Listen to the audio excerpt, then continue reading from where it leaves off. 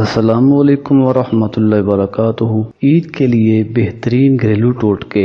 اگر دودھ میں عرق لیمو ملا کر صبح و شام چہرے پر ملا جائے تو چہرہ خوبصورت نکل آئے گا۔ اگر پھل وغیرہ کھانا کھانے کے بعد کھایا جائے تو دانتوں میں میل نہیں جمتی۔ اگر منہ میں کوئی زخم نہ ہو اور منہ سے بدبو آئے تو سمجھ لیجئے کہ معدے میں کوئی خرابی ہے۔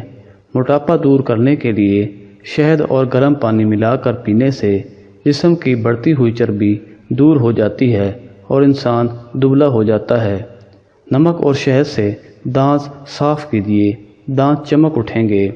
اگر ہونٹوں پر سیاہی یا نلاہٹ آ گئی ہو تو لیمو اور گلسرین استعمال کریں، آہستہ آہستہ نلاہٹ دور ہو جائے گی۔ اگر کہنی پر میل جم گئی ہو تو لیمو کاٹ کر اس کے آدھے حصے میں کہنی رکھ کر لیمو کو گھمائیں، تمام میل صاف ہو جائے گی۔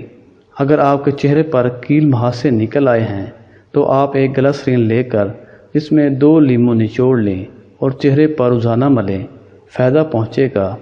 ہاتھ وغیرہ جل جائے تو چونے کے پانی میں شکر گھول کر جلے ہوئے مقام پر لگانے سے فوراً آرام آ جائے گا۔ اگر کان میں پانی چلا جائے تو پیاز کے عرق کے 2-4 بوندیں کان میں ڈال دیں، درد دور ہو جائے گا۔